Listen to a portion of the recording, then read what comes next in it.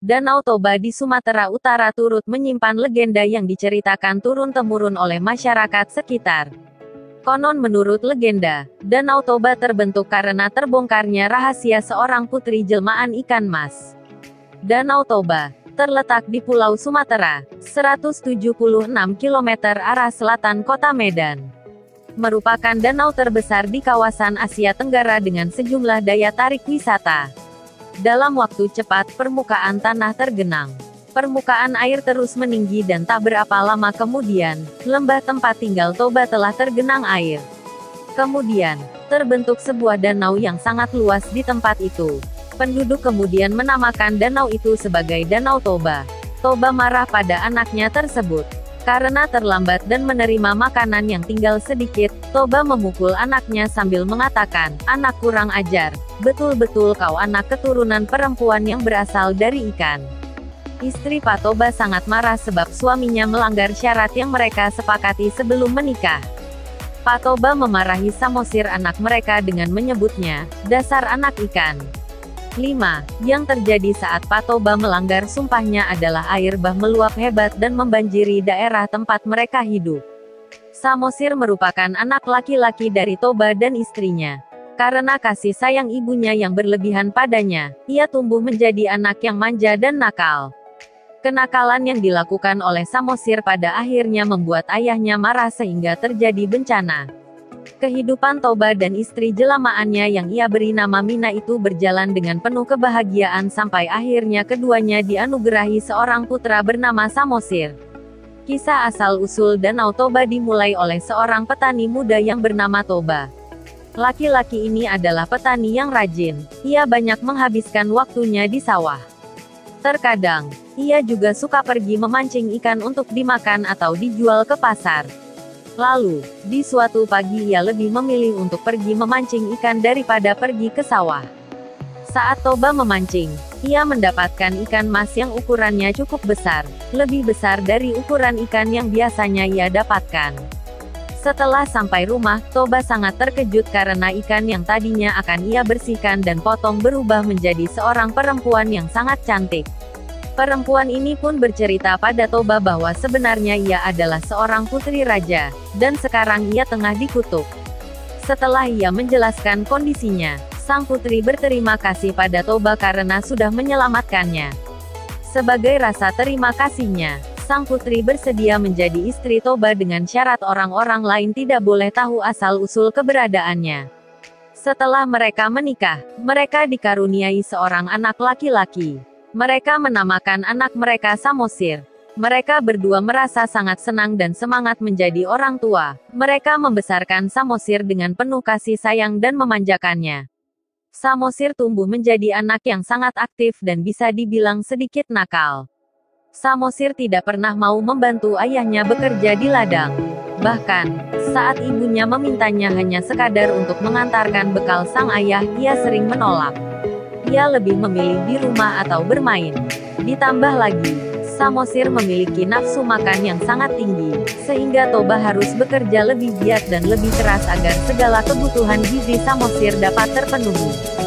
Saking tinggi nafsu makan Samosir, terkadang jatah makan satu keluarga bisa habis hanya untuk mengenyangkan perutnya.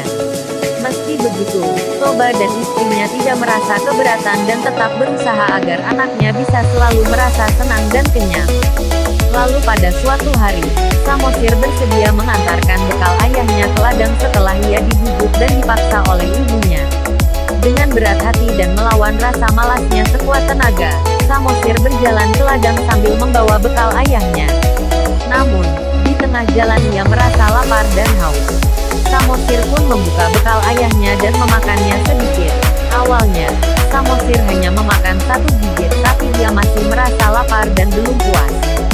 Samosir pun membuka bekal ayahnya kembali dan memakan beberapa suap hingga.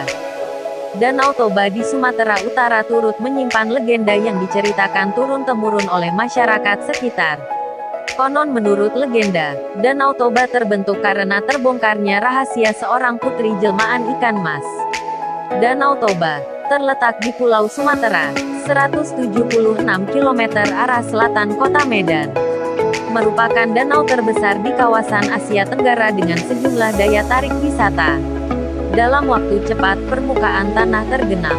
Permukaan air terus meninggi dan tak berapa lama kemudian, lembah tempat tinggal Toba telah tergenang air. Kemudian, terbentuk sebuah danau yang sangat luas di tempat itu. Penduduk kemudian menamakan danau itu sebagai Danau Toba. Toba marah pada anaknya tersebut. Karena terlambat dan menerima makanan yang tinggal sedikit, Toba memukul anaknya sambil mengatakan, "Anak kurang ajar, betul-betul kau anak keturunan perempuan yang berasal dari ikan." Istri Pak Toba sangat marah sebab suaminya melanggar syarat yang mereka sepakati sebelum menikah. Pak Toba memarahi Samosir anak mereka dengan menyebutnya, "Dasar anak ikan." 5. Yang terjadi saat Pak Toba melanggar sumpahnya adalah air bah meluap hebat dan membanjiri daerah tempat mereka hidup. Samosir merupakan anak laki-laki dari Toba dan istrinya. Karena kasih sayang ibunya yang berlebihan padanya, ia tumbuh menjadi anak yang manja dan nakal. Kenakalan yang dilakukan oleh Samosir pada akhirnya membuat ayahnya marah sehingga terjadi bencana. Kehidupan Toba dan istri jelamaannya yang ia beri nama Mina itu berjalan dengan penuh kebahagiaan sampai akhirnya keduanya dianugerahi seorang putra bernama Samosir. Kisah asal-usul Danau Toba dimulai oleh seorang petani muda yang bernama Toba. Laki-laki ini adalah petani yang rajin. Ia banyak menghabiskan waktunya di sawah. Terkadang, ia juga suka pergi memancing ikan untuk dimakan atau dijual ke pasar. Lalu, di suatu pagi ia lebih memilih untuk pergi memancing ikan daripada pergi ke sawah.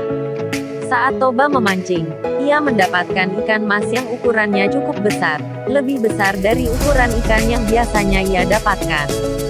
Setelah sampai rumah, Toba sangat terkejut karena ikan yang tadinya akan ia bersihkan dan potong berubah menjadi seorang perempuan yang sangat cantik. Perempuan ini pun bercerita pada Toba bahwa sebenarnya ia adalah seorang putri raja, dan sekarang ia tengah dikutuk.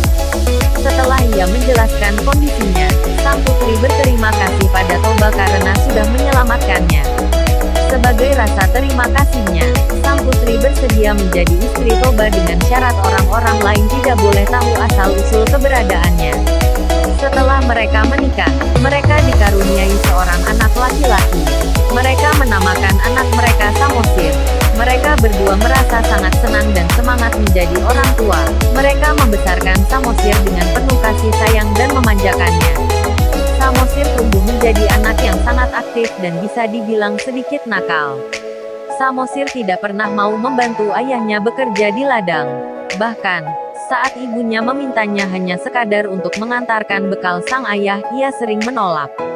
Ia lebih memilih di rumah atau bermain. Ditambah lagi, Samosir memiliki nafsu makan yang sangat tinggi, sehingga Toba harus bekerja lebih giat dan lebih keras agar segala kebutuhan gizi Samosir dapat terpenuhi. Saking tinggi nafsu makan Samosir, terkadang jatah makan satu keluarga bisa habis hanya untuk mengenyangkan perutnya. Meski begitu, Toba dan istrinya tidak merasa keberatan dan tetap berusaha agar anaknya bisa selalu merasa senang dan kenyang.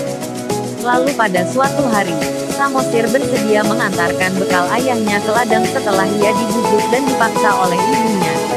Dengan berat hati dan melawan rasa malasnya sekuat tenaga, Samosir berjalan ke ladang sambil membawa bekal ayahnya. Namun, di tengah jalan ia merasa lapar dan haus. Samosir pun membuka bekal ayahnya dan memakannya sedikit. Awalnya, Samosir hanya memakan satu gigit, tapi ia masih merasa lapar dan belum puas.